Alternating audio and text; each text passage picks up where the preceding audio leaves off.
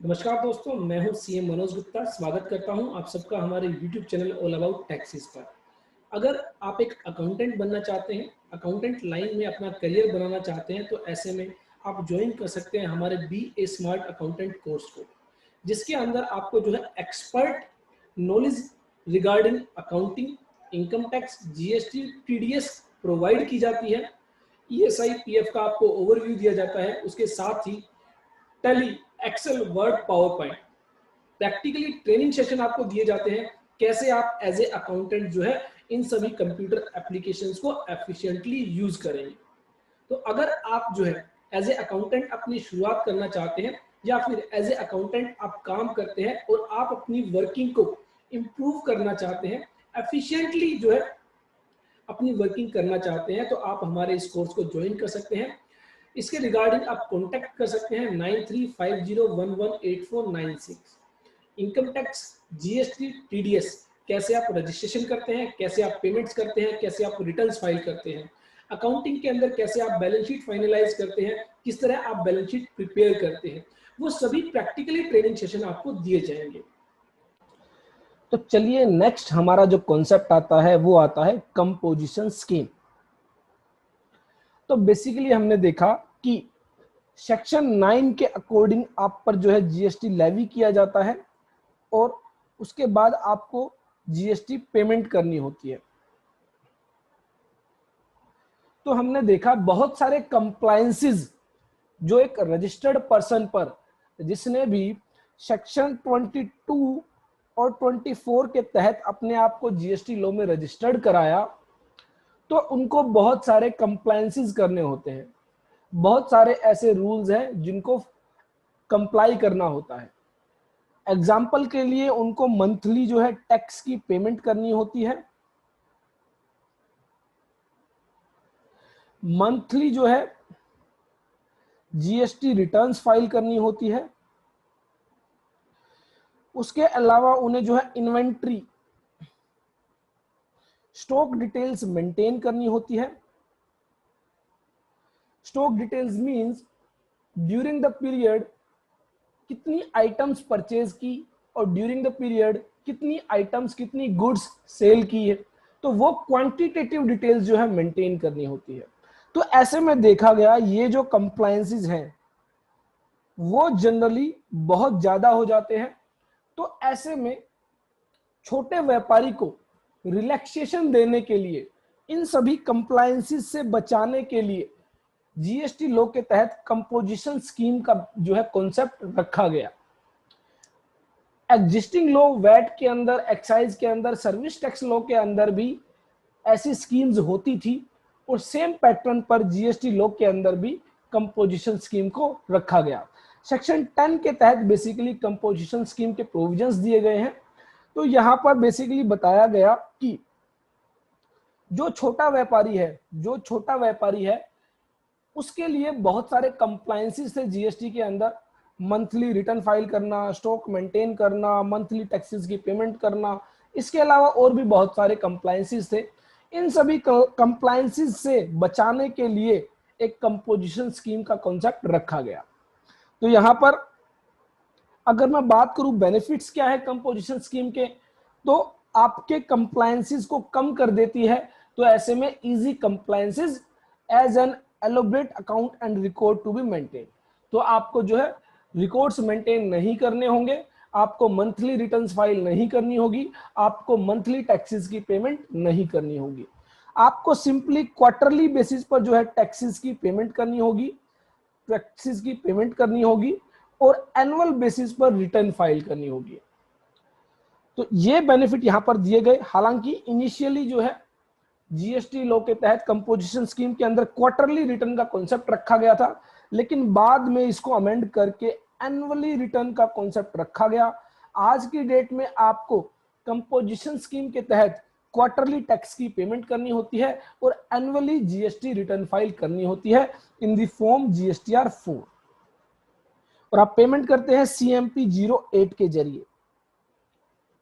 तो चलिए एक बार समझने की कोशिश करते हैं यह कंपोजिशन स्कीम क्या है और कैसे, अगर कोई आपसे कंपोजिशन स्कीम के रिगार्डिंग रजिस्ट्रेशन के लिए कहता है तो आपको किन किन बातों का ध्यान रखना है, कब कब आप कंपोजिशन स्कीम को ऑप्ट कर सकते हैं और किन किन कंडीशंस को आपको कंप्लाई करना होगा।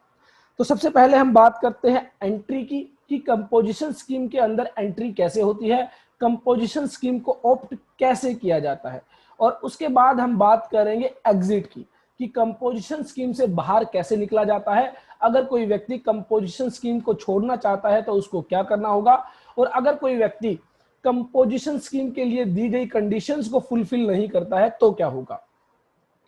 उसके बाद हम देखेंगे सेक्शन 10 सबसेक्शन 2 के अंदर कुछ कंडीशंस बताई गई, वो कंडीशंस जो है कंप्लाई करनी होगी अगर आप कंपोजिशन स्कीम को लेना चाहते हैं। उसी तरह रूल 5 के अंदर भी कुछ कंडीशंस बताई गई हैं, वो कंडीशंस भी आपको कंप्लाई करनी होगी अगर आप कंपोजिशन स्कीम को ऑप्ट करना चाहते हैं। उसके साथ ही बताया गया कि अगर आप कंपोजिशन स्कीम में जाते हैं तो आपको इनपुट टैक्स क्रेडिट का बेनिफिट नहीं मिलेगा। दैट मींस आप परचेज करते हुए जो टैक्स पे करते हैं उसका बेनिफिट आपको नहीं दिया जाएगा। उसके साथ ही जो बायर हैं, रेसिपिएंट हैं, उनसे टैक्स भी चार्ज नहीं कर पाएंगे। हम रेगुलर स्कीम में देखते हैं कि हम परचेज जो करते हैं उस पर जो टैक्स पे करते हैं उसका हमें आईटीसी मिलता है, और जो टैक्स आउटपुट टैक्स है जो सप्लाई पर, वो हम बायर से चार्ज करते हैं। दोनों ही चीजें यहां पर मना की गई है कंपोजिशन स्कीम के अंदर। तो सबसे पहले अगर मैं बात करूं कंपोजिशन स्कीम के अंदर, अगर आप गुड्स की सप्लाई करते हैं तो ऐसे में कहा गया कि आप कंपोजिशन स्कीम को ले सकते हैं, लेकिन उसके लिए आपको कुछ टर्नओवर की लिमिट जो है चेक करनी होगी। अगर आपकी टर्नओवर उस लिमिट के अंदर है तो आप कंपोजिशन स्कीम को ले सकते हैं, और अगर आपकी टर्नओवर उस लिमिट से ज्यादा है तो आप कंपोजिशन स्कीम को नहीं ले सकते हैं। उसी तरह हमने देखा सर्विसेज के केस में भी कंपोजिशन स्कीम आज की डेट में अलाउ की जाती है, तो वहां पर भी हमें टर्नओवर की लिमिट चेक करनी होगी। अगर हमारी टर्नओवर लिमिट के अंदर है तो ऐसे में हमें कंपोजिशन स्कीम मिल जाती है, अगर लिमिट से ज्यादा है तो हमें कंपोजिशन स्कीम नहीं मिलती है।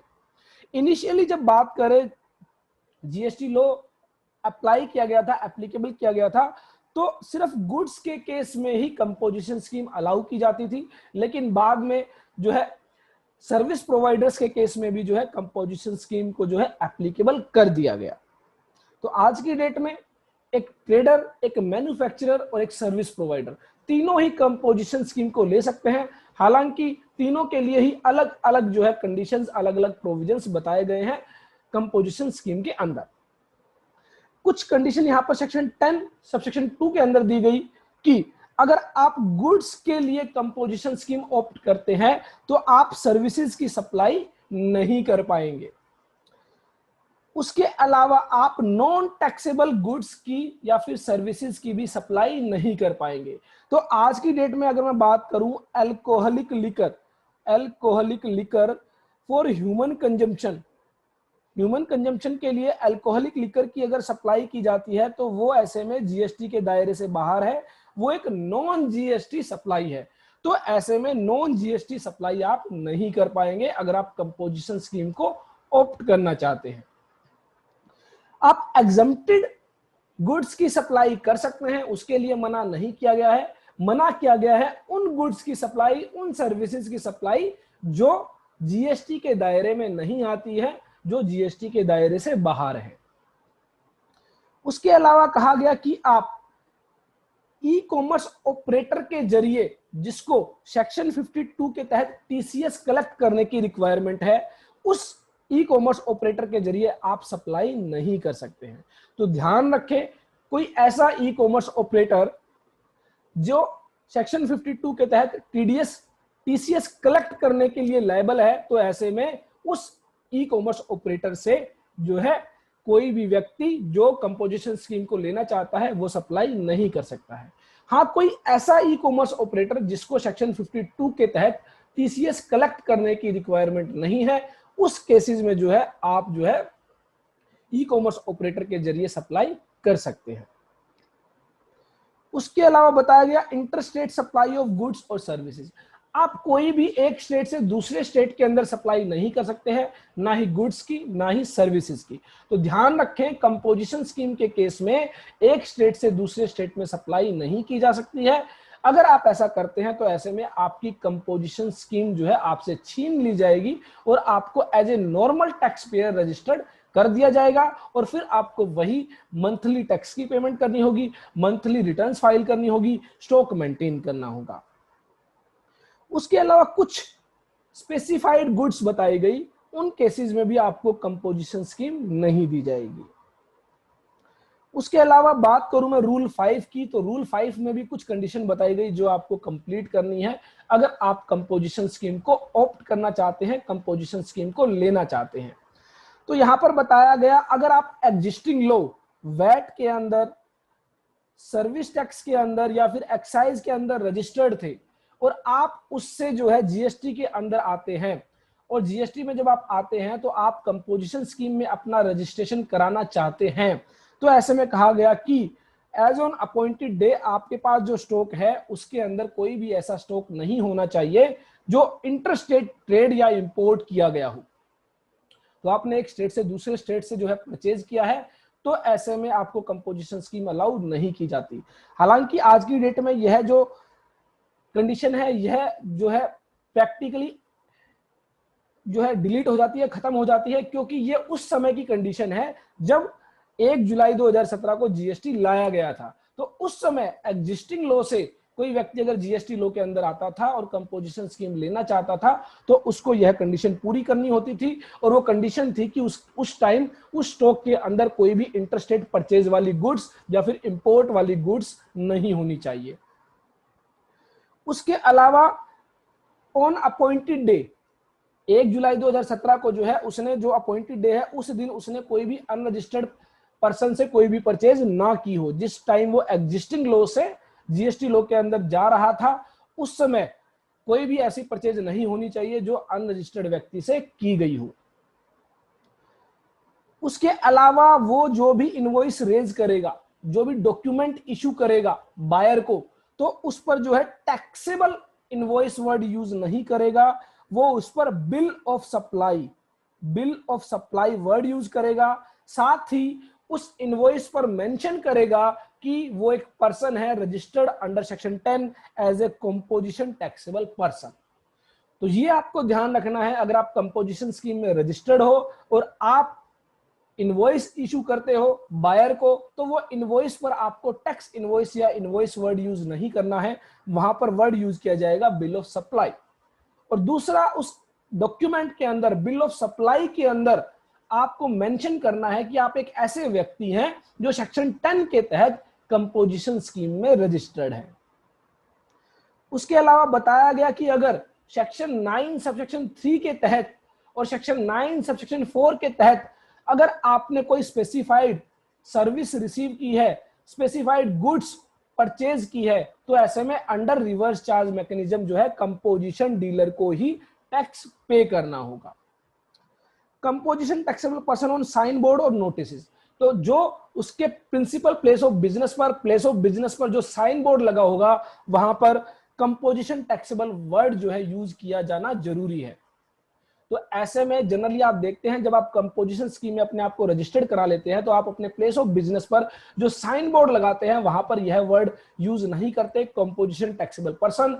और ऐसे में अगर प्रॉपर ऑफिसर इंस्पेक्शन करता है और उसको ये जो है कमी वहां पर दिखाई देती है कि आपने साइन बोर्ड पर कंपोजिशन टैक्सेबल वर्ड मेंशन नहीं किया है, तो ऐसे में आपके ऊपर 50,000 रुपए तक की पेनल्टी लगाई जा सकती है। उसके अलावा manufacturing of specified goods in preceding financial year, तो अगेन मैंने आपको बताया था कुछ गुड्स स्पेसिफाई की गई है, वो भी जो है आप मैन्युफैक्चर नहीं कर सकते हैं। तो ये कंडीशन दी गई रूल 5 में, ये कंडीशन दी गई सेक्शन 10 सबसेक्शन 2 के तहत। इसके अलावा सेक्शन 10 सबसेक्शन 4 के तहत कुछ कंडीशंस दी गई जिनमें कहा गया कि आईटीसी इनपुट टैक्स क्रेडिट आपको नहीं दिया जाएगा और जो बायर है उससे भी आप टैक्स कलेक्ट नहीं करेंगे। इसका मतलब जब मैं बिल ऑफ सप्लाई इशू करूंगा, मान लीजिए मैंने 1 लाख रुपए की सप्लाई दी, तो मैं सिर्फ सप्लाई को ही जो है उसकी डिस्क्रिप्शन दूंगा, उसको एक्सप्लेन करूंगा और 1 लाख रुपए की अमाउंट उस बिल ऑफ सप्लाई पर मेंशन होगी, उसके अंदर कोई भी सीजीएसटी, एसजीएसटी, आईजीएसटी की बात नहीं होगी।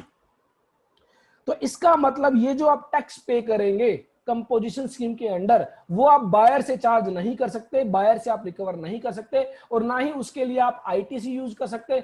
इनपुट टैक्स क्रेडिट आपको यूज करने के लिए नहीं दिया जाएगा, वो आपको अपनी पॉकेट से ही पे करना होगा। तो इसका मतलब ये क्या है, ये एक एक्सपेंस है आपके लिए। तो जब हम देखेंगे नॉर्मल टैक्स पेयर जो होते हैं वो जो जीएसटी है वो बायर से रिकवर करते हैं, लेकिन कंपोजिशन डीलर को कहा गया कि आप जो है बायर से रिकवर नहीं करेंगे। तो ये कंडीशंस आपको पूरी करनी है। उसके बाद कहा गया कि अगर आप इन कंडीशंस को पूरी नहीं करते हैं, या फिर हमने कहा कि जो टर्नओवर की लिमिट है वो एक्सीड कर जाती है, तो ऐसे में आपको कंपोजिशन स्कीम से एग्जिट करना होगा। सेक्शन 10 सबसेक्शन 3 कहता है अगर आपकी टर्नओवर लिमिट एक्सीड कर जाती है तो ऐसे में आप क्या करेंगे, एग्जिट करेंगे, आपसे कंपोजिशन स्कीम छीन ली जाएगी और आपका registration as a normal tax payer कर दिया जाएगा। उस केस में जो है आपको अगेन सभी वही कंप्लायंसेस करने होंगे जो as a normal tax payer करने होते हैं, जैसे कि आपको बुक्स जो है स्टॉक मेंटेन करना होगा, आपको जो है यहां पर मंथली रिटर्न फाइल करनी होगी, मंथली टैक्सेस की पेमेंट करनी होगी। उसी तरह सेक्शन 10 सबसेक्शन 5 में कहा गया कि अगर आपने जानबूझकर कुछ इंफॉर्मेशन को छुपाया और कंपोजिशन स्कीम को ऑप्ट किया और ऐसे में अगर प्रॉपर ऑफिसर को पता चल जाता है तो आपके केस में कंपोजिशन स्कीम छीन ली जाएगी और आप as a normal tax payer जो है रजिस्टर्ड किए जाओगे। उसी तरह सेल्फ विड्रॉल का यहां पर ऑप्शन दिया गया, अगर आप खुद ही अपनी मर्जी से वॉलंटरली कंपोजिशन स्कीम को छोड़ना चाहते हैं तो वो आप जो है सेल्फ विड्रॉल के जरिए भी एग्जिट कर सकते हैं। तो ये बेसिकली एक समरी चार्ट यहां पर बताया गया कंपोजिशन स्कीम के रिगार्डिंग। प्रोसीजर क्या है, अगर आप फ्रेश रजिस्ट्रेशन करा रहे हैं तो ऐसे में आपको रूल 81 के तहत फॉर्म जीएसटी REG 01 फाइल करना होता है। जो नॉर्मल टैक्स पेयर के केस में भी आपको जीएसटी REG 01 फाइल करना होता है रजिस्ट्रेशन के लिए, और कंपोजिशन टैक्सेबल पर्सन के लिए भी आपको जीएसटी REG 01 फाइल करना होता है। हम देखेंगे जब हम जीएसटी REG 01 फाइल करेंगे तो वहां पर आपको एक ऑप्शन दिया जाता है, do you want to registered yourself as composition taxable person. अगर आप उसको यस करते हैं तो आप जो है सेक्शन 10 के तहत रजिस्टर्ड हो जाते हो एज ए कंपोजिशन डीलर। अगर आप उसको नो करते हो तो आप जो है as a normal tax payer registered हो जाते हो। तो ये जो है बेसिकली आपको प्रोसीजर फॉलो करना है। और अगर मान लीजिए आप जो है as a regular tax payer already registered हैं और अब आप रेगुलर टैक्स पेयर से कंपोजिशन स्कीम में जाना चाहते हैं, तो ऐसे में आप during the year composition scheme में नहीं जा सकते। आपको वेट करना होगा जब साल का अंत आएगा। फॉर एग्जांपल मान लीजिए फाइनेंशियल ईयर 2021 के अंदर आज की डेट में अगर मैं बात करूं, आज की डेट में 8 सितंबर 2020 को मैं कंपोजिशन स्कीम में जाना चाहता हूं तो मैं नहीं जा सकता हूं। इसके लिए मुझे क्या करना होगा, इसके लिए मुझे वेट करना होगा, और जब फरवरी मार्च का महीना आएगा तो उस समय मुझे फॉर्म जीएसटी CMP 02 फाइल करना होगा, और 1 अप्रैल 2021 से मुझे कंपोजिशन स्कीम दी जाएगी। तो ड्यूरिंग द ईयर अगर मैं as a regular tax person registered हूं और मैं कंपोजिशन स्कीम में जाना चाहता हूं तो मैं नहीं जा सकता। इसके लिए मुझे क्या करना होगा, prior to commencement of financial year start होने से पहले CMP 02 फाइल करना होगा अंडर रूल 3 सब रूल 3। हाँ, अगर मैं रेगुलर टैक्स पेयर रजिस्टर्ड नहीं हूं, मैं अपना फ्रेश रजिस्ट्रेशन कराना चाहता हूं, तो फ्रेश रजिस्ट्रेशन के केस में यह कंडीशन नहीं है। आप जिस दिन भी अपने आप को रजिस्टर्ड कराओगे उस दिन से कंपोजिशन स्कीम आपको दे दी जाएगी। उसके अलावा यहां पर इनिशियली मैंने आपको बताया था अगर आप एग्जिस्टिंग लॉ में रजिस्टर्ड है तो यहां पर एक ऑप्शन आपको दिया गया था कि आप चाहे तो अपने आप को जीएसटी कंपोजिशन स्कीम में रजिस्टर्ड कर सकते हैं। हालांकि ये पोर्शन जो है प्रैक्टिकली आपको जो है आज की डेट में देखने को नहीं मिलेगा। तो इनिशियली जब आप एग्जिस्टिंग लॉ में रजिस्टर्ड थे, वैट के अंदर, एक्साइज के अंदर, सर्विस टैक्स के अंदर, तो आपको कहा गया था कि आपको क्या करना है, रूल 3 सब रूल 1 के अंदर फॉर्म जीएसटी CMP 01 फाइल करना है अगर आप कंपोजिशन स्कीम को लेना चाहते हैं, और रूल 3 सब रूल 4 के अंदर form GST CMP 03 form file करना है जिसके अंदर जो है आप अपने स्टॉक की जो है इनपुट की जो है डिटेल्स देंगे। उसके अलावा फॉर्म जीएसटी CMP 02 और जीएसटी आईटीसी 03 भी फाइल करना था। बट आज की डेट में ये जो है आपको as a regular tax payer और एज ए फ्रेश रजिस्ट्रेशन के केस में ही जो है कंपोजिशन स्कीम जो है देखने को मिलेगी। उसके बाद यहां पर अगेन बताया गया कि एग्जिट करते हुए क्या होगा। जब आप एग्जिट करते हैं तो यहां पर एक तो है self withdrawal. Self withdrawal means आप अपनी मर्जी से कंपोजिशन स्कीम से बाहर जाना चाहते हैं, तो ऐसे में रूल 6 सब रूल 3 के जरिए आप एग्जिट कर सकते हैं। आपको क्या करना होगा, विड्रॉ करने से पहले फॉर्म जीएसटी CMP 04 फाइल करना होगा और within 30 days from the date on which option is withdrawal आपको फाइल करना होगा फॉर्म जीएसटी ITC 01। ये आपको जो है कंडीशन जो है कंप्लाई करनी होगी अगर आप सेल्फ विड्रॉल करते हैं तो। अब बात आती है कंपल्सरी विड्रॉल। दैट मींस आपने कोई गलती की है, आपने गलती से कंपोजिशन स्कीम ऑप्ट कर ली, या फिर कंपोजिशन स्कीम ऑप्ट करने के बाद जो कंडीशंस थी उनको कंप्लाई नहीं किया, तो ऐसे में जो है आपका कंपल्सरी विड्रॉल आपसे जो है आपकी जो कंपोजिशन स्कीम है वो छीन ली जाएगी। आपको क्या करना होगा, सबसे पहले अगर प्रॉपर ऑफिसर के पास रीजंस है कि आपने जो है अंडर सेक्शन 10 जो कंपोजिशन स्कीम ली है आप उसके लिए एलिजिबल नहीं है, तो वो आपको एक शो कॉज नोटिस देगा फॉर्म जीएसटी CMP 05 के अंदर, और आपको विद इन 15 डेज उसका रिप्लाई देना होगा। अगर विद इन 15 डेज आप रिप्लाई दे देते हैं तो ऐसे में जो है विद इन 30 डेज एक ऑर्डर पास किया जाएगा, या तो आपके रिप्लाई को एक्सेप्ट कर लिया जाएगा और आपकी कंपोजिशन स्कीम को कंटिन्यू रखा जाएगा, या फिर आपके रिप्लाई को रिजेक्ट कर दिया जाएगा और ऐसे में भी जो है रिजेक्शन ऑर्डर आपको दे दिया जाएगा और आपकी कंपोजिशन स्कीम आपको से जो है छीन ली जाएगी। और अगर आप रिप्लाई नहीं देते हैं तो भी यहां पर एक ऑर्डर पास किया जाएगा रिजेक्शन का, और इन दैट केस जो है आपकी कंपोजिशन स्कीम जो है आपसे छीन ली जाएगी। उसके अलावा मान लीजिए आप कंडीशंस को पूरा नहीं कर पाते हैं, कंपोजिशन स्कीम आपने सही ली है लेकिन उसके बाद जो कंडीशंस थी उनको आपने पूरा नहीं किया। फॉर एग्जांपल हमने कहा था कि जो है इंटरस्टेट सप्लाई आप नहीं कर सकते, लेकिन कंपोजिशन स्कीम लेने के बाद आप इंटरस्टेट सप्लाई कर रहे हैं। हमने कहा था आप स्पेसिफाइड गुड्स की मैन्युफैक्चरिंग नहीं कर सकते, लेकिन आप स्पेसिफाइड गुड्स की मैन्युफैक्चरिंग कर रहे हैं। हमने कहा था कि जो लिमिट दी गई है टर्नओवर की, उस लिमिट के अंदर अगर आप हैं तो ही कंपोजिशन स्कीम ले सकते हैं। लिमिट को एक्सीड करेंगे, क्रॉस करेंगे तो आपको कंपोजिशन स्कीम छोड़नी होगी। तो अगर आपके में जो है टर्नओवर की लिमिट एक्सीड कर जाती है, क्रॉस कर जाती है, तो भी ऐसे में कंपोजिशन स्कीम आपसे छीन ली जाएगी। हमने कहा था ई कॉमर्स ऑपरेटर के जरिए जिसको सेक्शन 52 के तहत टीसीएस कलेक्ट करने की लायबिलिटी है, उनके अकॉर्डिंग जो है आप उन ई कॉमर्स ऑपरेटर्स के जरिए जो है आप अपनी सप्लाई नहीं कर सकते हैं गुड्स की या सर्विसेज की, लेकिन आप कर रहे हैं तो भी आपसे जो है कंपोजिशन स्कीम छीन ली जाएगी। ऐसे में आपको क्या करना होगा, आपको पे करना होगा tax under section 9 as a normal taxable person, as a regular tax payer. आप क्या करेंगे, फिर बिल ऑफ सप्लाई इशू नहीं करेंगे, आप फिर इशू करेंगे टैक्स इनवॉइस और टैक्स चार्ज करेंगे कस्टमर से। जब आपसे आपकी कंपोजिशन स्कीम छीन ली जाएगी तो आप as a normal taxable person जो है हो जाते हो रजिस्टर्ड, और ऐसे में आप टैक्स इनवॉइस इशू करोगे बायर को और उससे टैक्स भी चार्ज करोगे। और ऐसे में आपको जो है CMP 0 फाइल जो है इंटीमेशन जो है वो करनी होगी, फॉर्म फाइल करना होगा, और उसके साथ ही फॉर्म GST ITC 01 फाइल करना होगा। तो चलिए यहां पर सेक्शन 10 के तहत जो हमने अभी तक बातें की गई है वही बातें यहां पर आपको बताई गई है। सबसे पहली बात तो आती है कि टर्नओवर की लिमिट क्या है, जो अभी तक हम बात कर रहे थे कि अगर आपकी टर्नओवर लिमिट के अंदर है तो ही आपको कंपोजिशन स्कीम मिलेगी।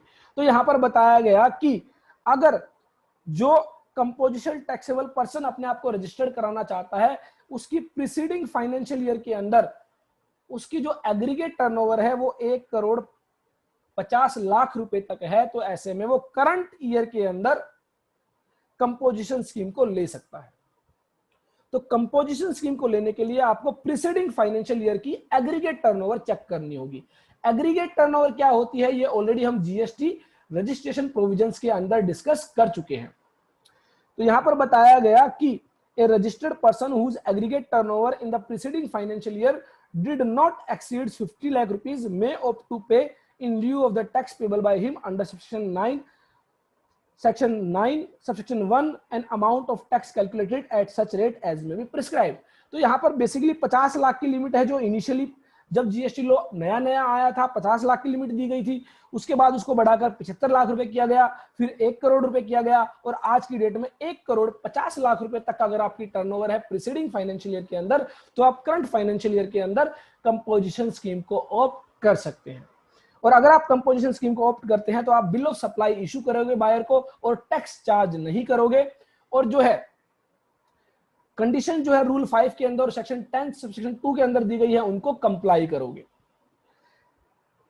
और जो टैक्स आपको पे करना है, टैक्स आपको पे करना है रूल 7 के अकॉर्डिंग। एक बात का ध्यान रखना, ये जो टैक्स पे करोगे ये बायर से चार्ज नहीं करोगे, बिल ऑफ सप्लाई के अंदर मेंशन नहीं करोगे, अपनी पॉकेट से आपको पे करना होगा। फिर यहां पर बताया गया कि स्पेसिफाइड स्टेट्स जो है, स्पेसिफाइड स्टेट्स अरुणाचल प्रदेश, मिजोरम, मेघालय, मणिपुर, नागालैंड, सिक्किम, त्रिपुरा, उत्तराखंड, इनके केसेस में ये जो 1,50,00,000 की लिमिट है ये 75 लाख रुपए रखी गई है। दैट मींस 75 लाख रुपए तक की अगर आपकी टर्नओवर है during the preceding financial year, तो in that case current financial year में आप कंपोजिशन स्कीम को ऑप्ट कर सकते हैं। अब यहां पर बताया गया टैक्स रेट क्या होंगी, तो यहां पर बेसिकली बताई गई है maximum rate of tax, maximum rates of tax जो कंपोजिशन स्कीम को पे करनी होगी। लेकिन अगर एक्चुअल रेट ऑफ टैक्स है वो बताई गई है रूल 7 में, तो ये आपको ध्यान रखना है। जैसे हमने सेक्शन 9 में देखा था, मैक्सिमम रेट बताई गई 20% सीजीएसटी, 20% एसजीएसटी, तो 40% मैक्सिमम जीएसटी लगाया जा सकता है, लेकिन एक्चुअल रेट जो है नोटिफिकेशन के जरिए नोटिफाई किए गए।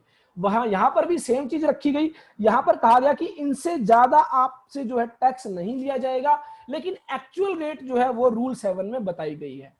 हालांकि रूल 7 और यहां पर जो रेट्स बताई गई दोनों सेम है। तो देखेंगे अभी हम रूल 7 में क्या रेट्स ऑफ टैक्स बताई गई। तो यहां पर आपको बहुत सारी नोटिफिकेशन दी गई हैं जिनको आप रीड कर सकते हैं, जिसमें हमने बेसिकली वही बताया है कि इनिशियली 50 लाख की लिमिट थी, उसके बाद उसको 75 लाख किया गया, फिर उसको 1 करोड़ किया गया, फिर 1 करोड़ 50 लाख रुपीस किया गया।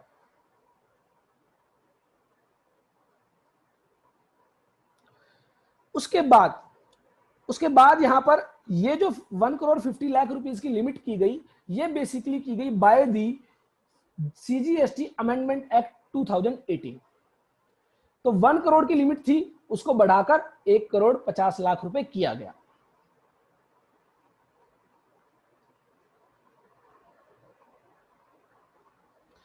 उसके बाद हम देखते हैं सेक्शन 10 सबसेक्शन 2 के अंदर कुछ कंडीशंस बताई गई जो ऑलरेडी हम डिस्कस कर चुके हैं, वो आपको कंप्लाई करनी होगी। यहां पर कहा गया कि नंबर 1, अगर आप गुड्स के लिए कंपोजिशन स्कीम ऑप्ट करते हैं तो आप सर्विसेज प्रोवाइड नहीं कर सकते। He is not engaged in the supply of services. उसके बाद यहां पर बताया गया he is not engaged in making any supply of goods and services which is not leviable to tax under the GST. तो हमने देखा alcoholic liquor for human consumption, उसके अलावा क्रूड ऑयल, पेट्रोलियम, डीजल, ये सब जो है इन पर अभी जो है इनको जीएसटी के दायरे से बाहर रखा गया है। तो ऐसे में अगर इनकी सप्लाई आप करते हैं तो आप कंपोजिशन स्कीम को नहीं ले सकते। उसके बाद बताया गया कि interstate outward supply of goods and services आपको अलाउ नहीं की जाएगी। मान लीजिए आप जो है हरियाणा के अंदर रजिस्टर्ड है और आप हरियाणा से दिल्ली में जो है सप्लाई करते हैं, चाहे वो गुड्स की सप्लाई है चाहे वो सर्विसेज की सप्लाई है, वो आपको परमिट नहीं की जाती है, अलाउ नहीं की जाती है। अगर आप ऐसा करते हैं तो आपसे कंपोजिशन स्कीम जो है छीन ली जाएगी। उसके अलावा बताया गया कि अगर आप स्पेसिफाइड गुड्स की मैन्युफैक्चरिंग करते हैं, स्पेसिफाइड गुड्स अगर आप देखेंगे तो उसमें बताया गया आइसक्रीम और एडिबल आइस और टोबैको और टोबैको सब्स्टिट्यूट्स, ये जो है अगर आप इनकी जो है मैन्युफैक्चरिंग करते हैं तो आप कंपोजिशन स्कीम को ऑप्ट नहीं कर सकते। और उसके अलावा एक कैजुअल टैक्सेबल पर्सन को और एक नॉन रेजिडेंट टैक्सेबल पर्सन को जो है कंपोजिशन स्कीम के तहत रजिस्ट्रेशन नहीं दिया जाएगा। तो ये जो बेसिकली है वो कंडीशंस बताई गई जिनके तहत जो है आपको कंडीशंस पूरी करनी होगी अगर आप कंपोजिशन स्कीम में बने रहना चाहते हैं। अगर आप कंपोजिशन स्कीम से में इन कंडीशंस को पूरा नहीं करते हैं तो ऐसे में क्या होगा, आपको जो है आपसे कंपोजिशन स्कीम छीन ली जाएगी। उसके अलावा बताया गया ई कॉमर्स ऑपरेटर, अगर कोई ऐसा ई कॉमर्स ऑपरेटर है जिसको सेक्शन 52 के तहत टीसीएस कलेक्ट करने की लायबिलिटी है, तो ऐसे में जो सप्लायर है उसको कंपोजिशन स्कीम नहीं दी जाएगी। तो ये आपको ध्यान रखना है। उसके अलावा यहां पर कहा गया था बेसिकली कि अगर कोई गुड्स के केस में कंपोजिशन स्कीम को ऑप्ट करता है, लेकिन वहां पर बताया गया था कि आप सर्विसेज की सप्लाई नहीं कर सकते। तो यहां पर थोड़ी सी लोगों को परेशानी हुई। जनरली देखने को मिला कि जितने भी लोग कंपोजिशन स्कीम को ले रहे थे वो कहीं ना कहीं किसी ना किसी फॉर्म में सर्विसेज की सप्लाई कर देते थे, और उस वजह से जो है सेक्शन 10 का कॉन्ट्रावेंशन हो जाता था और कंपोजिशन स्कीम जो है विड्रॉ हो जाती थी। तो ऐसे में यहां पर एक रिलैक्सेशन दी गई। रिलैक्सेशन ये दी गई कि अगर आप कंपोजिशन स्कीम में रजिस्टर्ड हैं, कंपोजिशन स्कीम में आप रजिस्टर्ड हैं, तो आप क्या करेंगे, गुड्स की सप्लाई करेंगे, सर्विसेज की सप्लाई आप नहीं करेंगे। लेकिन अगर आप सर्विसेज की सप्लाई कर देते हैं और वो जो सर्विसेज की सप्लाई है वो आपकी टोटल टर्नओवर का 10% से ज्यादा नहीं है, अप टू 10% ऑफ टर्नओवर और ₹5 lakh, whichever is higher, इन दोनों में से जो भी ज्यादा होगा उतनी अमाउंट तक आप सर्विसेज की सप्लाई कर सकते हैं, भले ही आपने गुड्स के लिए कंपोजिशन स्कीम के तहत रजिस्टर्ड किया है। तो अगर आप इस लिमिट के दायरे में रहकर सर्विसेज की सप्लाई करते हैं कोई दिक्कत नहीं है, लेकिन अगर आप 10% से ज्यादा सप्लाई कर देते हैं तो ऐसे में आपसे जो है कंपोजिशन स्कीम जो है छीन ली जाएगी। ये आपको ध्यान रखना है। इनिशियली जब लॉ आया था उसके अंदर साफ साफ मना किया गया था सर्विसेज की सप्लाई अलाउ नहीं की जाएगी, लेकिन बाद में देखा लोगों को परेशानी हो रही है तो इसके लिए यहां पर अलाउ कर दिया गया कि आपकी टर्नओवर का 10% और 5 lakh whichever is higher. यहां पर टर्नओवर आपको ध्यान रखना है, टर्नओवर बताई गई है इन ए स्टेट और यूनियन टेरिटरी। तो जिस स्टेट में आप रजिस्टर्ड है, जिस स्टेट में आप as a composition taxable person registered है, और वहां पर जो आप टर्नओवर जो है आपकी वो उसका 10% लिया जाएगा। यहां पर एग्रीगेट टर्नओवर नहीं कहा गया है, ये आपको ध्यान रखना है। उसके बाद यहां पर कहा गया कि मान लीजिए आप एक से ज्यादा जगह पर बिजनेसेस कर रहे हैं, तो ऐसे में आप मान लीजिए हरियाणा के अंदर भी रजिस्ट्रेशन है, आप हरियाणा के अंदर भी बिजनेस कर रहे हैं और आप दिल्ली के अंदर भी बिजनेस कर रहे हैं। तो ऐसे में कहा गया मान लीजिए आप हरियाणा वाले बिजनेस के लिए अगर कंपोजिशन स्कीम लेना चाहते हैं तो आपको दिल्ली वाले बिजनेस के लिए भी कंपोजिशन स्कीम लेनी होगी।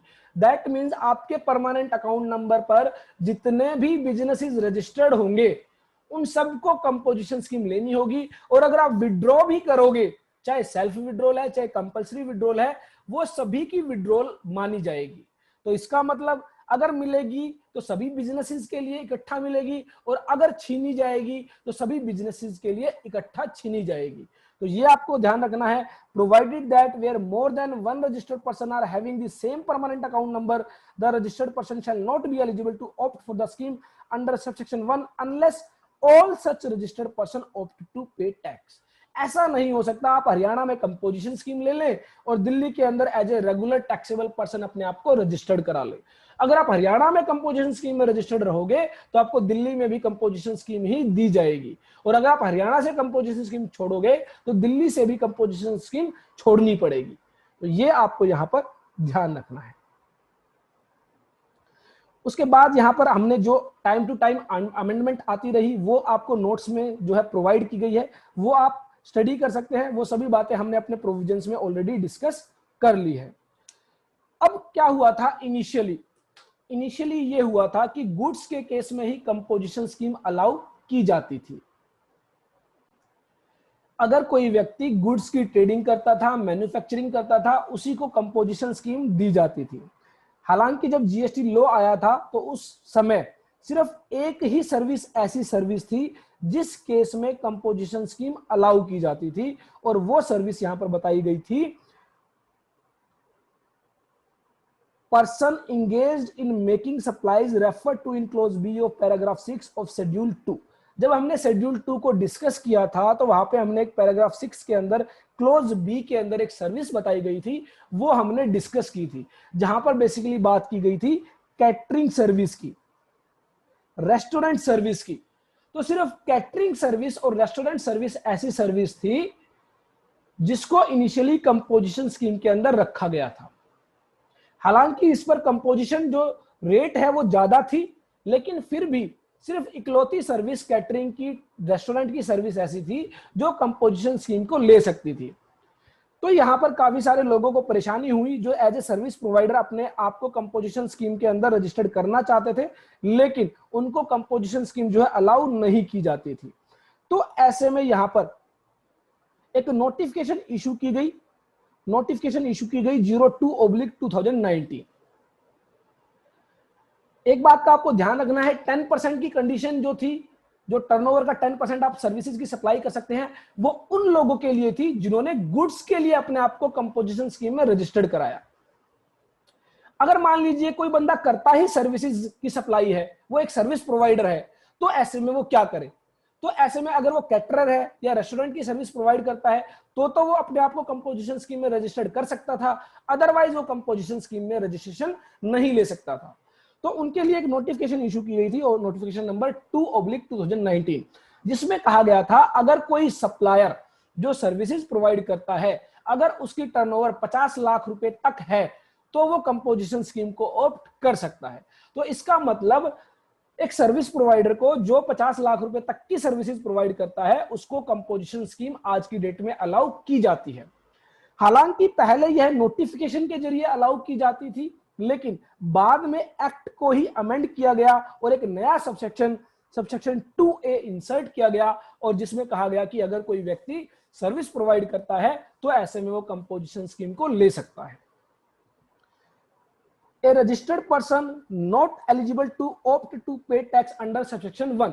तो हमने अभी देखा था कि सेक्शन 1 में सिर्फ गुड्स के केस में ही कंपोजिशन स्कीम अलाउ की जाती थी, या फिर रेस्टोरेंट और कैटरिंग सर्विसेज के केस में कंपोजिशन स्कीम अलाउ की जाती थी। तो जो व्यक्ति उन स्कीम्स के तहत नहीं आ पाता था, उनके लिए कहा गया कि वो सबसेक्शन 2A के तहत जो है अपना रजिस्ट्रेशन करा सकता है under composition scheme, whose aggregate turnover in the preceding financial year did not exceed ₹50 lakh। तो अगेन आपको क्या चेक करना है, प्रीसीडिंग फाइनेंशियल ईयर के अंदर जो है एग्रीगेट टर्नओवर 50 लाख रुपए से ज्यादा नहीं होनी चाहिए। एग्रीगेट टर्नओवर क्या होती है, ये ऑलरेडी हम जीएसटी रजिस्ट्रेशन के तहत डिस्कस कर चुके हैं। उसके अलावा यहां पर कुछ और कंडीशन बताई गई, अगर आप इन कंडीशंस को पूरा करते हैं तो ही आप जो है एज ए सर्विस प्रोवाइडर अपने आप को कंपोजिशन स्कीम में रजिस्टर्ड कर सकते हैं। अब बात आई कि अगर सर्विस प्रोवाइडर कंपोजिशन स्कीम में अपने आप को रजिस्टर्ड कराता है तो कितना टैक्स पे करना होगा। तो यहां पर बताया गया 3% सीजीएसटी और 3% एसजीएसटी, दैट मींस 6% का उसको जीएसटी पे करना होगा। तो ये आपको ध्यान रखना है, सर्विस प्रोवाइडर के केस में 6% का जीएसटी रेट रखा गया, 3% सीजीएसटी, 3% एसजीएसटी, और यहां पर आईजीएसटी की कोई भी बात नहीं होगी। रीजन बीइंग, सर्विस प्रोवाइडर के केस में भी यहां पर कहा गया है अगर आप इंटरस्टेट सप्लाई करोगे तो वो आपको अलाउ नहीं की जाएगी, एक स्टेट से दूसरे स्टेट में अलाउ करो वो सप्लाई दोगे तो वो आपको परमिट नहीं किया जाएगा। इस केस में आपकी कंपोजिशन स्कीम आपसे छीन ली जाएगी। तो यहां पर बताया गया engaged in making any supply of goods or services which are not liable to tax। तो वही कंडीशन जो अभी हमने सेक्शन 10 सब सेक्शन 2 के तहत डिस्कस की थी, वही कंडीशन यहां पर दी गई है कि आप कोई भी ऐसी सप्लाई नहीं करेंगे जो जीएसटी के दायरे से बाहर है। उसके अलावा आप कोई भी ऐसी सप्लाई नहीं करेंगे जो इंटरस्टेट सप्लाई है, एक स्टेट से दूसरे स्टेट में सप्लाई की गई है। उसके अलावा आप कोई भी ऐसा ई कॉमर्स ऑपरेटर जिसको सेक्शन 52 के तहत टीसीएस कलेक्ट करने की लायबिलिटी है, उसके जरिए अपनी सप्लाई नहीं करेंगे। उसके अलावा आप कोई भी ऐसी मैन्युफैक्चरिंग स्पेसिफाइड गुड्स की नहीं करेंगे जो बताई गई है। अगर वो स्पेसिफाइड गुड्स है, आप उनकी मैन्युफैक्चरिंग करेंगे तो ऐसे में आपकी कंपोजिशन स्कीम आपसे छीन ली जाएगी। उसके अलावा एक कैजुअल टैक्सेबल पर्सन और normal non resident taxable person को जो है सब सेक्शन 2A के तहत भी रजिस्ट्रेशन नहीं दिया जाएगा। तो ये आपको ध्यान रखना है, अगर प्रीसीडिंग फाइनेंशियल ईयर के अंदर एग्रीगेट टर्नओवर 50 लाख रुपए तक है तो करंट फाइनेंशियल ईयर में आप 50 लाख रुपए तक की सर्विसेज प्रोवाइड कर सकते हैं एट द रेट ऑफ 6%। यहां पर भी आपको बिल ऑफ सप्लाई इशू करना होगा और आप कस्टमर से कोई भी टैक्स चार्ज नहीं करेंगे, आपको अपनी पॉकेट से यह टैक्स पे करना होगा और यह आपके लिए एक्सपेंस होगा।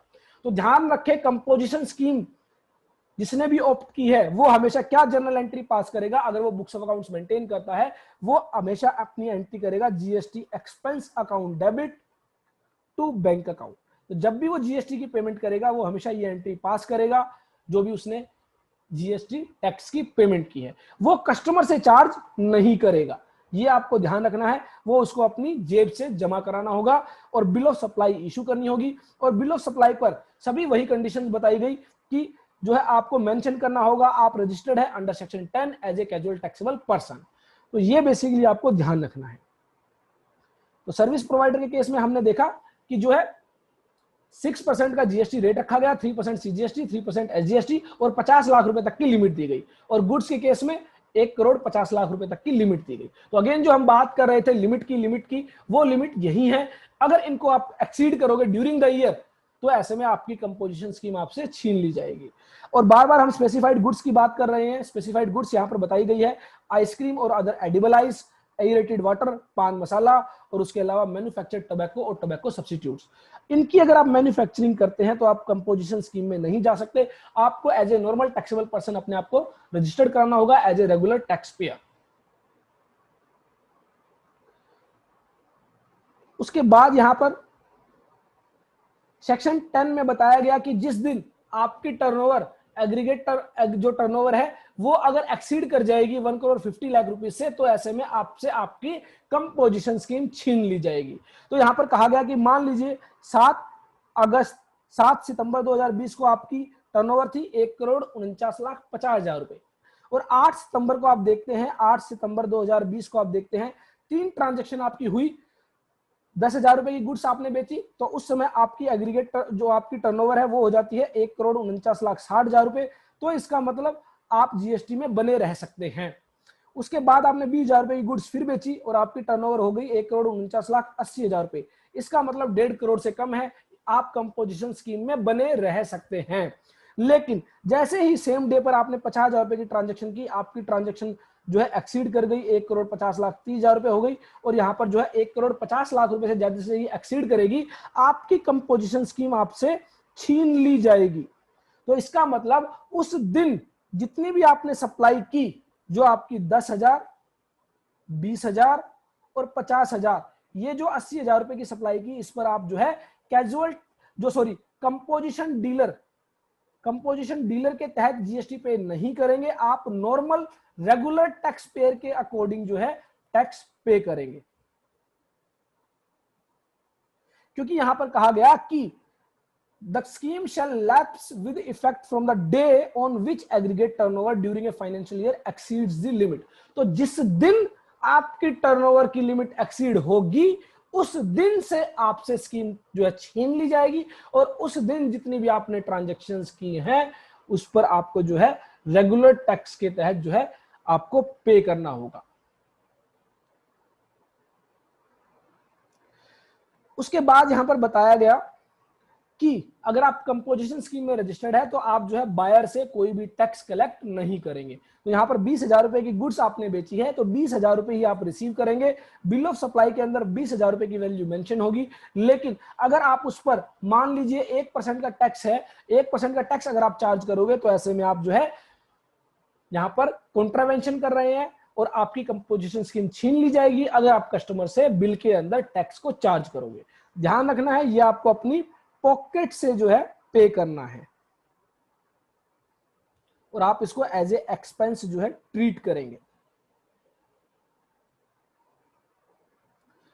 उसके बाद कहा गया कि अगर प्रॉपर ऑफिसर के पास रीजंस टू बिलीव है, दैट मीन उसके पास कोई ऐसा एविडेंस है जिसके जरिए वो कह सकता है कि आपने जो कंपोजिशन स्कीम ली है वो गलत ली है, तो ऐसे में वो आपको क्या भेजेगा, शो कॉज नोटिस भेजेगा कि आप मुझे बताएं आपसे आपकी कंपोजिशन स्कीम क्यों ना छीनी जाए।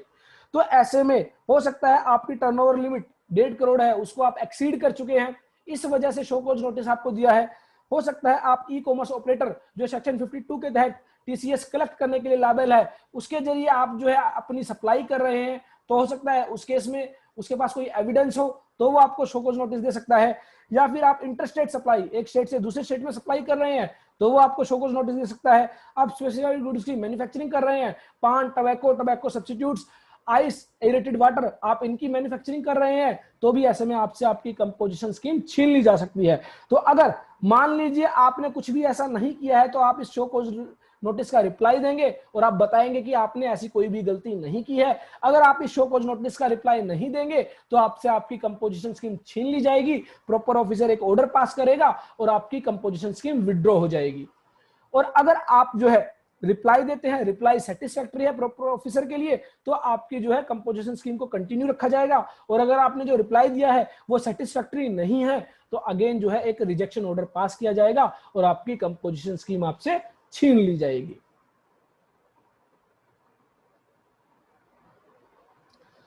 उसके बाद यहां पर बताया गया कि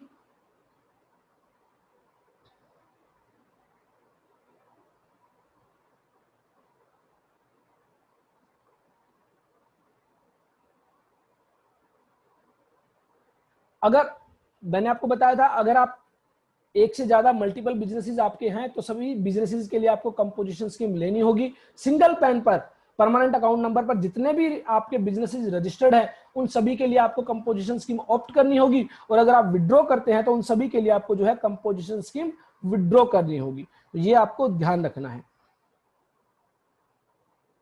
उसके बाद बताया गया कि किस डेट में आपका कंपोजिशन स्कीम के तहत रजिस्ट्रेशन माना जाएगा। तो अगर आप फ्रेश रजिस्ट्रेशन लेते हैं और आपने जो है जिस दिन आप जीएसटी के तहत रजिस्ट्रेशन के लिए लायबल हुए उसके 30 दिन के अंदर आपने अप्लाई कर दिया था, तो जिस डेट में आप लायबल थे, जिस डेट से आप लायबल हुए उस डेट से आपकी कंपोजिशन स्कीम जो है इफेक्टिव होगी। और अगर मान लीजिए आपने 30 डेज के अंदर अप्लाई नहीं किया तो ऐसे में from the first day of financial year, from the date of registration, तो ऐसे में जो है जो डेट ऑफ रजिस्ट्रेशन होगा उस डेट से आपकी कंपोजिशन स्कीम जो है इफेक्टिव होगी। तो ये आपको ध्यान रखना है। अगर आप जीएसटी रजिस्ट्रेशन के तहत लायबल हो गए थे, आपकी एग्रीगेट टर्नओवर 20 लाख रुपए से ज्यादा हो गई थी, आपको जीएसटी रजिस्ट्रेशन लेने की लायबिलिटी थी, 30 दिन के अंदर आपने अपने आप को रजिस्टर्ड करा लिया, तो ऐसे में जिस डेट से आप लायबल हुए थे उस डेट से आपकी कंपोजिशन स्कीम मानी जाएगी। अगर आपने मान लीजिए 30 दिन के अंदर अपने आप को रजिस्टर नहीं कराया तो ऐसे में जो है from the first day of financial year से आप रजिस्टर माने जाओगे और जो डेट ऑफ रजिस्ट्रेशन जिस डेट में होगी उस डेट से आपकी कंपोजिशन स्कीम जो है इफेक्टिव होगी। ये जो पोर्शन है ये जब का पोर्शन है जब आप जो है एग्जिस्टिंग लॉ से जीएसटी लॉ के अंदर कन्वर्ट हो रहे थे, तो उस समय जब आपने अपने आप को as a composition taxable person registered कराया था तो फर्स्ट अपॉइंटेड डे से ही आपको जो है कंपोजिशन स्कीम जो है दी गई थी। और रूल 3 के अंदर, सब रूल 3 के अंदर बताया गया था कि अगर आप मान लीजिए initially as a regular tax payer registered होते हैं, उसके बाद आप कंपोजिशन स्कीम में जाते हैं, तो आपको from the first day of financial year से जो है रजिस्ट्रेशन दिया जाता है और उसी डे से आपकी कंपोजिशन स्कीम जो है इफेक्टिव होती है।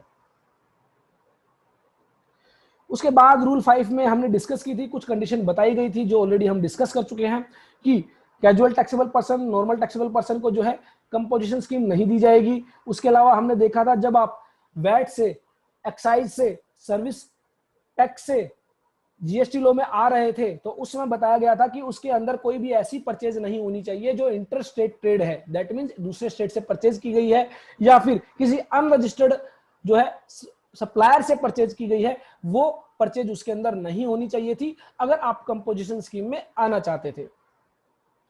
उसके अलावा यहां पर बताया गया था वही कि जो है आप सेक्शन 9 सबसेक्शन 3, सेक्शन 9 सबसेक्शन 4 के तहत अगर अंडर रिवर्स चार्ज मैकेनिज्म कोई लायबिलिटी है तो वो कंपोजिशन डीलर को भी पे करनी होगी।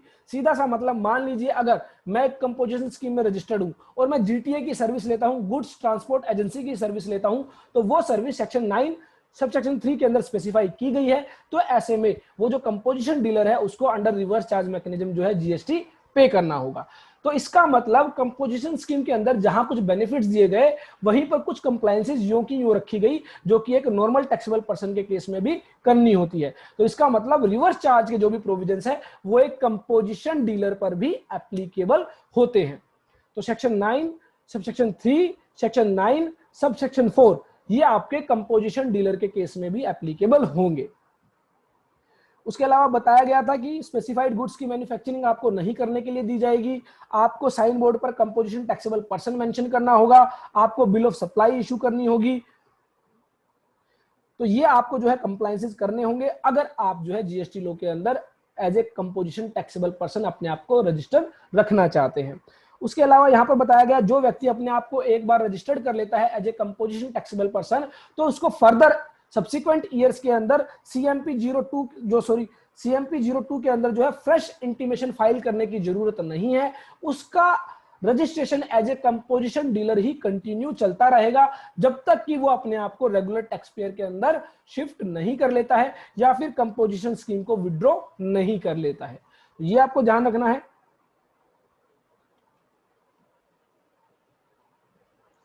चलिए उससे आगे रूल 6 में हमें जो है validity period of composition levy के बारे में बताया गया। तो इसमें कहा गया कि जब तक आप कंडीशंस को पूरा करते रहेंगे, आप जो है कंपोजिशन स्कीम में बने रहेंगे। The option exercised by a registered person to pay tax under section 10 shall remain valid so long as he satisfy all the condition mentioned in the said section and under these rules।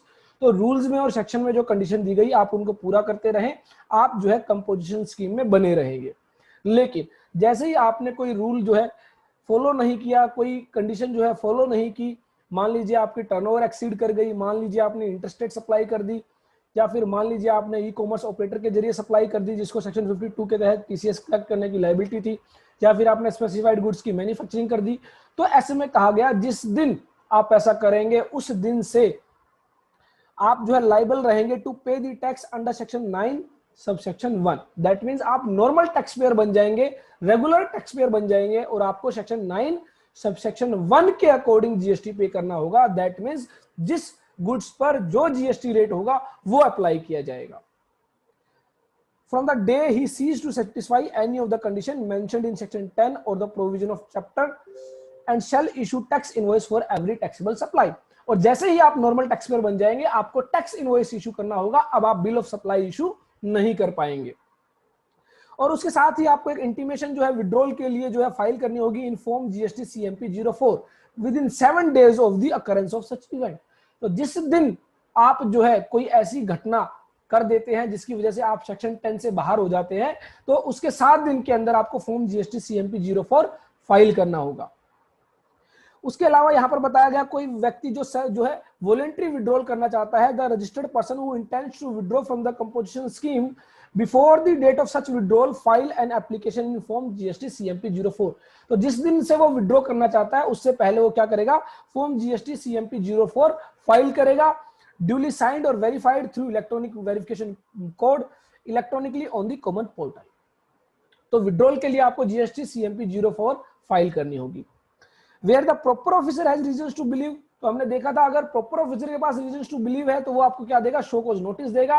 और ऐसे में अगर आप reply देंगे, reply satisfactory है तो आपको composition scheme continue की जाएगी, अदरवाइज जो है वो आपकी कंपोजिशन स्कीम विड्रॉ कर ली जाएगी।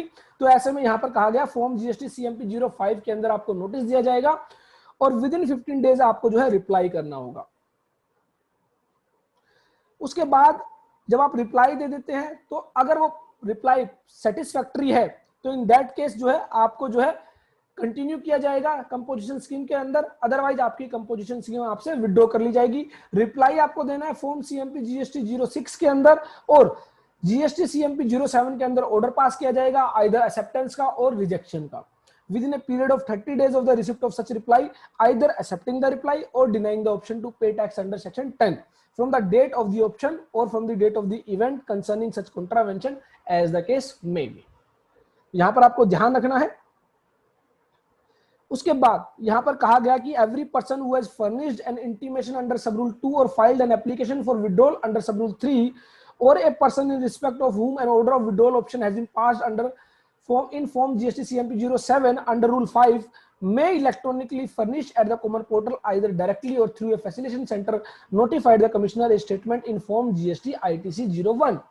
तो बेसिकली क्या करना होगा, जिस दिन कंपोजिशन स्कीम विड्रॉ की जाएगी उस दिन उसके पास स्टॉक के अंदर जितनी भी इन्वेंट्री होगी उस पर जो है इनपुट टैक्स क्रेडिट उसका जो है वो कैलकुलेट किया जाएगा और फॉर्म जीएसटी आईटीसी 01 के जरिए बताया जाएगा कि एज ऑन डेट जिस दिन विड्रॉ किया जा रहा है उस दिन उसकी इन्वेंट्री, उस दिन उसकी गुड्स पर जो है इनपुट टैक्स क्रेडिट कितना उसके पास है। Containing detail of the stock of input and inputs contained in the semi-finished goods or finished goods held in stock by him on the date on which the option is withdrawal or denied। तो basically यहाँ पर जो है stock की details यहाँ पर देनी होगी within a period of 30 days from the date from which the option is withdrawal or from the date of the order passed in form GST CMT 07. An intimation or application for withdrawal under subrule 2, 3 or denial of the option to pay tax under section 10 in subrule 5 in respect of any place of business in any state union territory shall be deemed to be an intimation in respect of all other places of business registered under the same permanent account number. तो ये already मैं आपको बता चुका था कि अगर एक स्टेट के लिए या फिर एक बिजनेस के लिए आपकी कंपोजिशन स्कीम आपसे छीन ली गई या आपने विड्रॉ कर ली तो वह सभी बिजनेसेस के लिए विड्रॉ मानी जाएगी। उसके बाद रूल 7 में बताया गया कि एक कंपोजिशन डीलर को कितना टैक्स पे करना पड़ेगा। अभी तक हमने देखा अगर composition scheme section 10 subsection 2A में ली गई थी तो वहां पर बताया गया था 6%, 3% CGST, 3% SGST, जो कि इन केस ऑफ सर्विस प्रोवाइडर बात की गई थी। उसके अलावा जो बच जाते हैं वो यहां पर बताया गया, अगर वो मैन्युफैक्चरर है जिन्होंने कंपोजिशन स्कीम ऑप्ट की है तो ऐसे में 0.5% CGST और 0.5% SGST, 1% का GST पे करना होगा on the turnover in the state और यूनियन टेरिटरी। तो ये आपको ध्यान रखना है कि जो स्टेट और यूनियन टेरिटरी की जो टर्नओवर है उस पर 1% टैक्स पे करना होगा। अगर मान लीजिए कोई मैन्युफैक्चरर एग्जम्प्टेड गुड्स की सप्लाई कर रहा है, क्या उस पर भी 1% टैक्स पे करना होगा? The answer is yes. तो यहां पर आपको ध्यान रखना है कि अगर कंपोजिशन स्कीम के तहत एक मैन्युफैक्चरर टैक्स पे कर रहा है और यहां पर एग्जम्प्टेड गुड्स की सप्लाई की जा रही है तो एग्जम्प्टेड गुड्स पर भी 1% का जीएसटी जो है पे करना होगा in case of manufacturer. Manufacturer कौन सा होना चाहिए? Other than manufacturer of such goods as may be notified, जो हम ऑलरेडी डिस्कस कर चुके हैं, जिसमें हमने देखा था ice cream, edible ice, aerated water, पान मसाला, टोबैको, टोबैको सब्स्टिट्यूट्स, वो आपको परमिट नहीं किए जाते अंडर सेक्शन 10। उसके बाद हम देखते हैं कि शेड्यूल 2 पैराग्राफ 6 और क्लोज बी के तहत जो सर्विस बताई गई थी, जो मैंने आपसे बात की थी रेस्टोरेंट की सर्विस, कैटरिंग की सर्विस, उसमें बताया गया 2.5%, that means 2.5% CGST, 2.5% SGST, total 5% का GST पे करना होगा। और ऐसे में भी यहां पर बताया गया of the turnover in the state और यूनियन टेरिटरी, तो इसका मतलब एग्जम्प्टेड गुड्स की भी सप्लाई अगर करेगा तो भी उस पर GST पे करना होगा। उसके अलावा जो बच जाते हैं, जो कि बेसिकली ट्रेडर्स रह जाते हैं, जो गुड्स की सप्लाई करते हैं, उनके लिए कहा गया 0.5% of the turnover of taxable supplies of goods and services. तो ये ध्यान रखना है, ट्रेडर्स के केस में टैक्सेबल सप्लाई की बात की गई, जिसका मतलब एग्जम्प्टेड गुड्स पर जो है जीएसटी पे नहीं करना होगा in case of trader. 0.5% CGST, 0.5% SGST, तो 1% का यहां पर टैक्स पे करना होगा। तो इसका मतलब कंपोजिशन स्कीम के तहत अगर मैन्युफैक्चरर है तो 1% ऑफ ऑल दी सप्लाईज, अगर ट्रेडर है तो 1% ऑफ दी टैक्सेबल सप्लाईज, अगर रेस्टोरेंट है, कैटरर है तो 5% of the all the supply. All the supply means turnover in the state और यूनियन टेरिटरी। तो उस स्टेट के अंदर जो उसकी टर्नओवर है, जो उसकी जो है यूनियन टेरिटरी के अंदर जो टर्नओवर है, वो यहां पर बताई गई है, जिस पर उसको जीएसटी पे करना होगा। ये जीएसटी बायर से चार्ज नहीं किया जाएगा, अपनी जेब से पे किया जाएगा, एज एन एक्सपेंस अपनी बुक्स ऑफ अकाउंट्स के अंदर क्लेम किया जाएगा। Paragraph 6 of schedule 2 clause B के अंदर बताया गया था supply by way of or as a part of any service in any other name manner whatsoever of goods being food or any other article for human consumption. तो कोई भी food है, खाना है, या फिर कोई ऐसा आर्टिकल जो ह्यूमन कंजम्पशन के लिए यूज किया जाता है, तो ऐसे में जो है वो आपका शेड्यूल 2 पैराग्राफ 6 क्लोज बी के तहत कवर होता है, जिसमें बेसिकली आपकी रेस्टोरेंट या कैटरिंग की सर्विस कवर होती है। और एनी ड्रिंक, तो कोई भी कोल्ड ड्रिंक, सॉफ्ट ड्रिंक जो है वो यहां पर बस other than alcoholic liquor for human consumption, क्योंकि वो जीएसटी के दायरे के अंदर नहीं है। Where such supply or services is for cash, deferred payment और other valuable consideration, भले ही आप कैश की फॉर्म में करें सप्लाई, कंसिडरेशन जो है कैश में हो या फिर कैश के अलावा काइंड्स में हो, डेफर्ड पेमेंट्स में हो, तो वो जो है आपको जो है शेड्यूल 2 पैराग्राफ 6 क्लोज बी के तहत कवर होगा। और उस केस में 2.5% CGST, 2.5% SGST, 5% का GST एप्लीकेबल हो। कंपोजिशन स्कीम के केस में ध्यान रखें कभी भी आईजीएसटी नहीं होगा, क्योंकि कंपोजिशन डीलर को इंटरस्टेट सप्लाई करने के लिए परमिट नहीं किया जाता है। तो ये आपके प्रोविजंस थे कंपोजिशन स्कीम के तहत। रिटर्न्स के रिगार्डिंग जब हम अपने रिटर्न्स जो प्रोविजंस को डिस्कस करेंगे तो वहां पर हम डिस्कस करेंगे, बेसिकली हम देखेंगे जीएसटी सीएमपी 08 के जरिए जो है टैक्सेस की पेमेंट की जाती है क्वार्टरली बेसिस पर।